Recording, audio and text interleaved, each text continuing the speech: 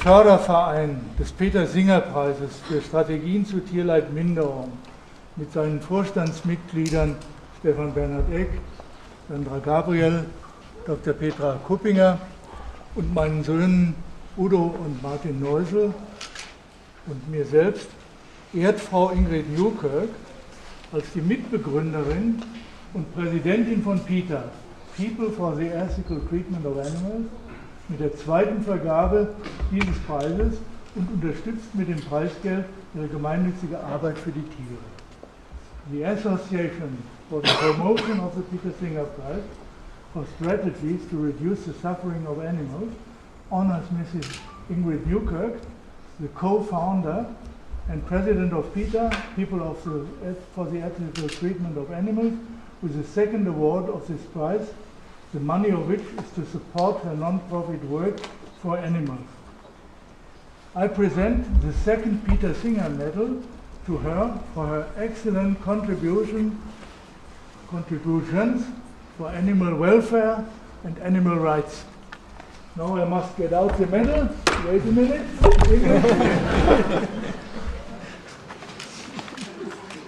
This is it. And last time Peter Singer made like this, and you should do the same.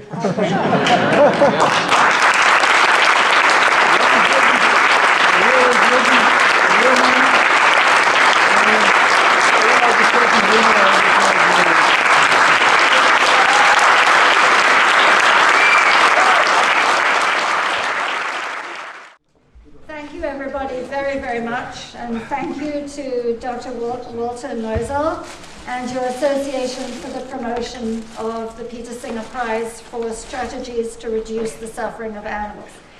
You have created something very, very special, and I am delighted to receive this prize, which will go to Animal Rahat. This is the working program for animals in India. So that is where the prize money will go, and thank you. The working animals in India suffer so greatly.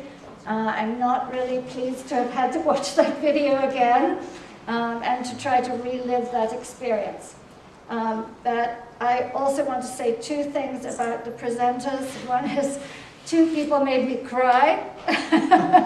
Melanie was in that van full of yogis. What she didn't tell you is those were spiritual yogis, and Melanie was the only person who offered to help me. So thank you, Melanie.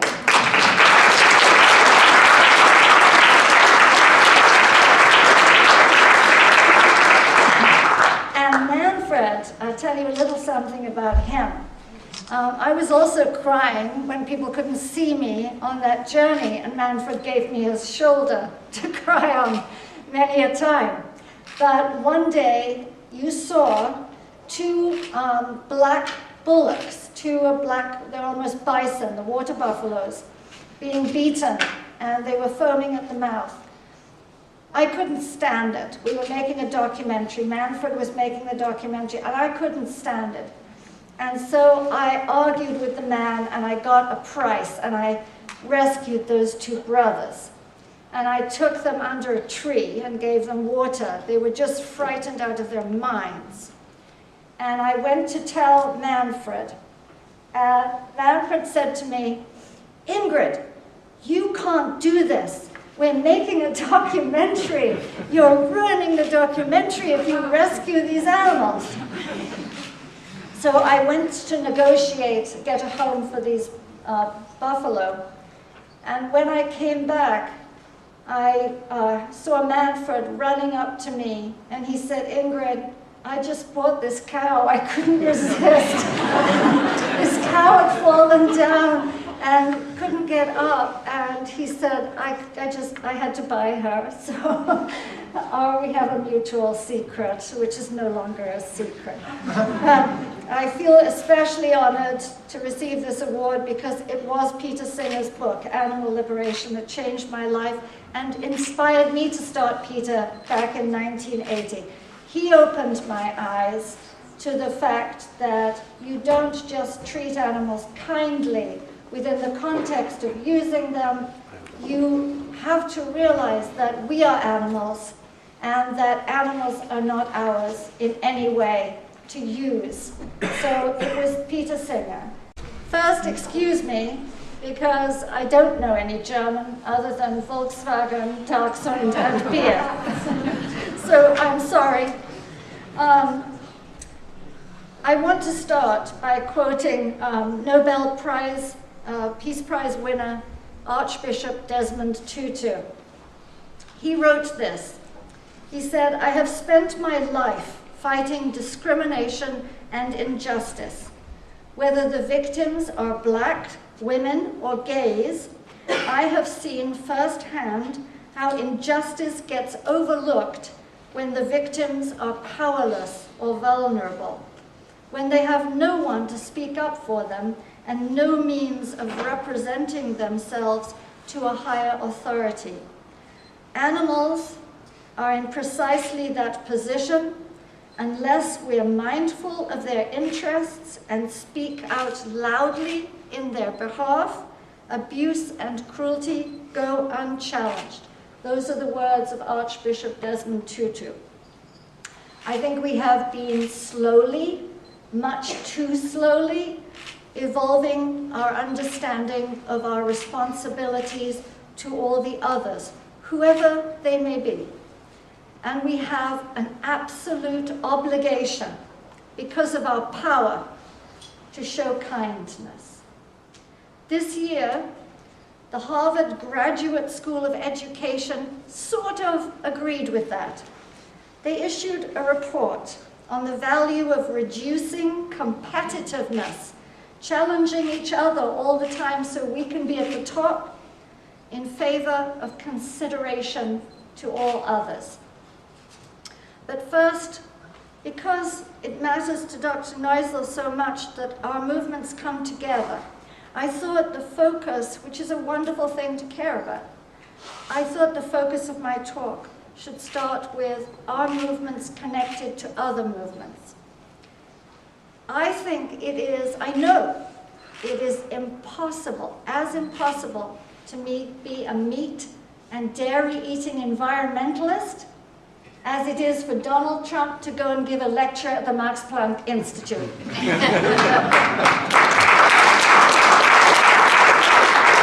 And I say this because a staggering 51% of global greenhouse emission gases are caused by animal agriculture. Animal agriculture is the largest source of carbon dioxide, methane, and nitrous oxide in the world. More than 1/2 of the world's water is used up by animal agriculture, and it drains the aquifers. For every 1 pound of fish that's caught, 5 pounds of unintended marine life is caught. That's dolphins, turtles, rays, seahorses, and they're thrown away. 110 animal and insect species are lost forever, every single day in the Amazon. Rainforest destruction, it's not something that just happens there, and it's not something that relates only to there. It's because of the greed in the West.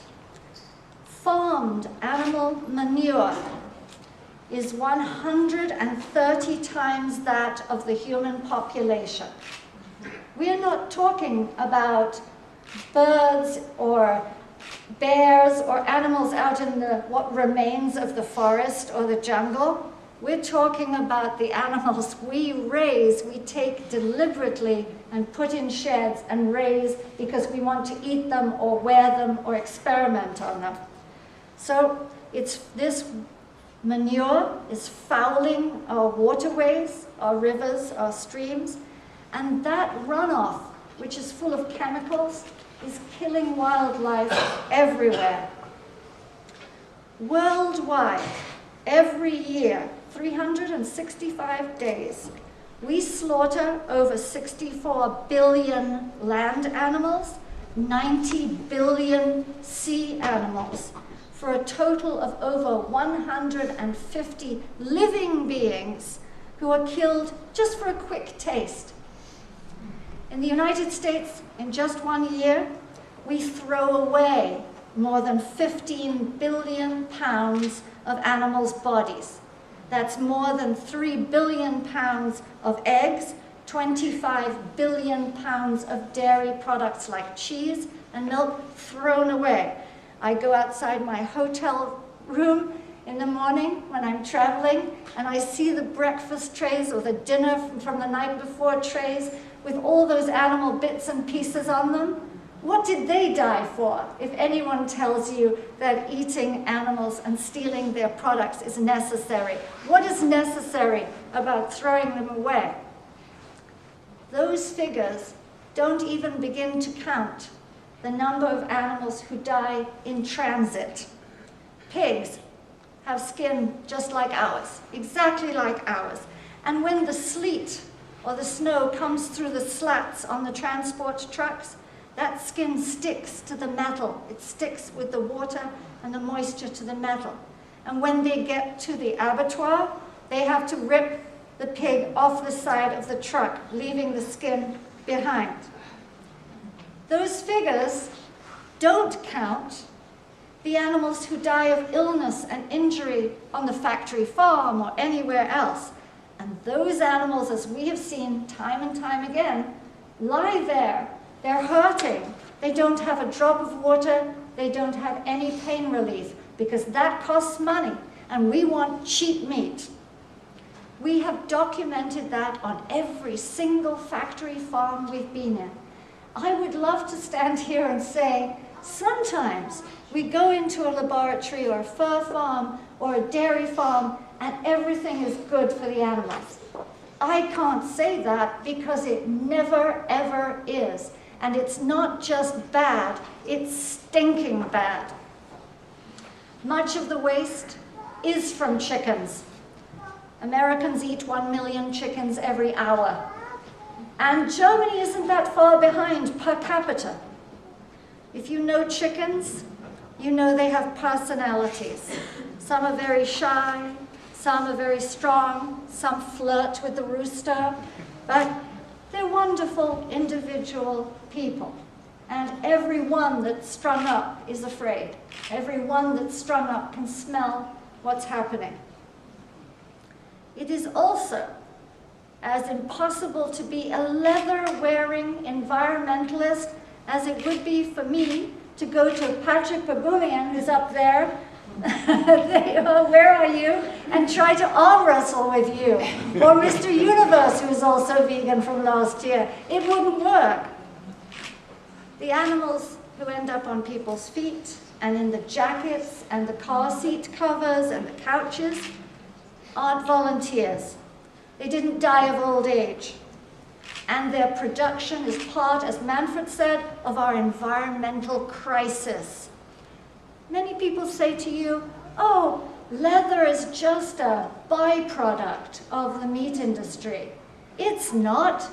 It's a co-product. The meat industry depends on the leather, the skin of the animal, in order to make a profit. Most leather comes from India, where it's, even if you see a label that says made in Italy, it usually means that this poor thin cow was killed in India. The leather was shipped maybe to Italy and made into a bag or a garment over there. There is so little meat on the animals by the time they reach the slaughterhouse. Other people say to you, oh, it's okay to have leather because it's natural. It's biodegradable. Well, it is if it's on the cow or the pig, but when you take it off the animal, then you have to treat it with what are called mortants, which is more for death, to stop it from decomposing. In the tannery cities of Kanpur, India, and the villages around it, where leather is chemically treated, adults and children are covered in rashes and boils and sores. So for those of you who we're trying to educate, who say, well, what about human beings? Yes, then you won't wear leather. The hell with the animals. if you just care about children or women or workers or people in the underdeveloped countries. The main culprit in the tanneries is chromium, which causes birth defects. It's carcinogenic, it causes cancer, it causes mutations. Serious problems also come from benzene-based dyes, from chromate and bichromate salts, from butyl acetate, ethanol, sulfuric acid, and ammonium hydrogen sulfide. These are all used to make leather non-biodegradable. And they bring allergic reactions. People's skin can't take contact with it. 90% of those who work in, human beings who work in the tanneries or use water that is flushed out of the tanneries into the streams, suffer premature death. But these villagers in places like India have no choice. We're the ones sitting over here demanding the goods who have the choice. We can choose for them. They have no choice. They have to cast their nets for the sick fish in the water that contains the effluent.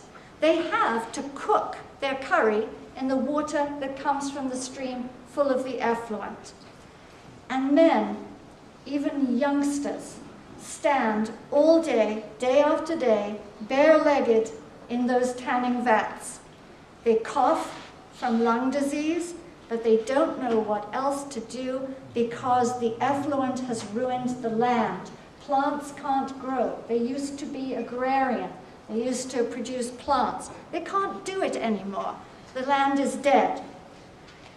So as for them, the question is work in the tanneries or die.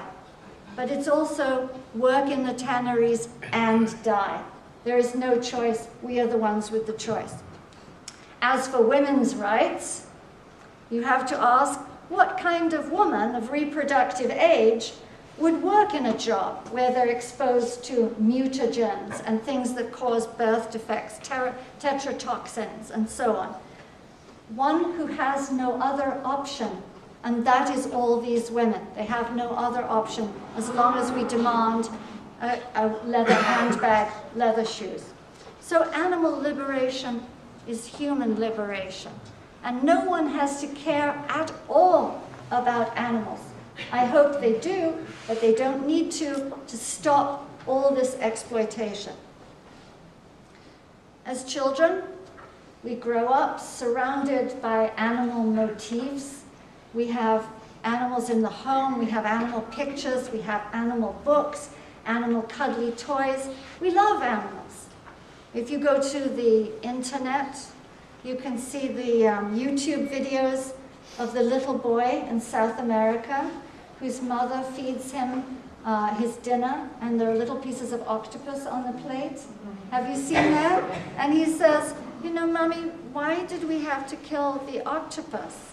And eventually he makes her cry. And he's asking the genuine, heartfelt question of the innocent who haven't been ruined by society and pressures. You may have seen children on the internet hugging animals because they consider them their friend.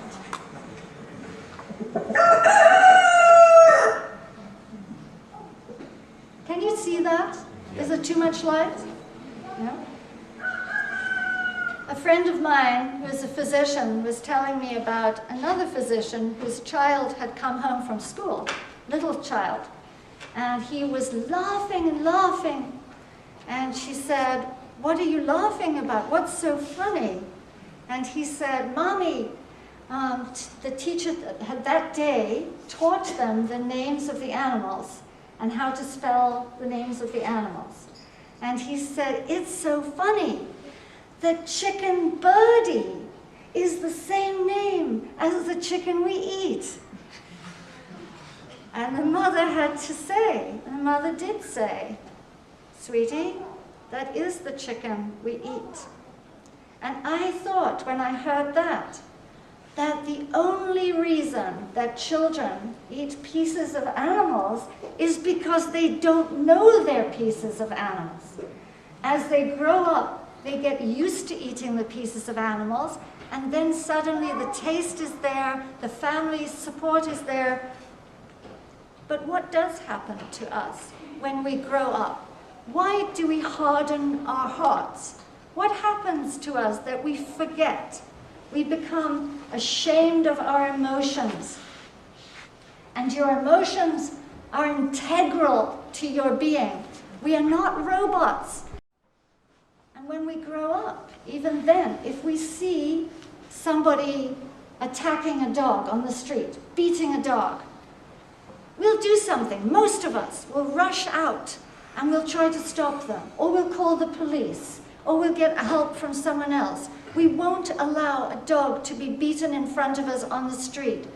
So why do we turn a blind eye to institutionalized cruelty, which is so much bigger, that happens all the time, all around us, as if we can't see it, when we are the thinking animals and we can think about it and stop it? So other animals have the same experience as we do.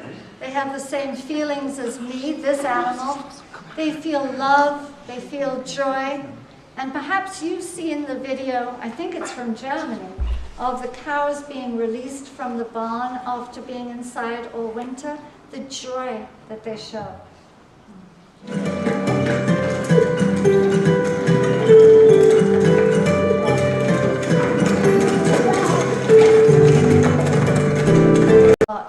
We talk about loss of life a lot, but fear is something very real for most animals captured by this species. Here is a little bit of a China circus video we shot of how they train the animals. Videos of the little boy in South America whose mother feeds him his dinner, and there are little pieces of octopus on the plate. Have you seen that? And he says, you know, Mommy, why did we have to kill the octopus? And eventually he makes her cry.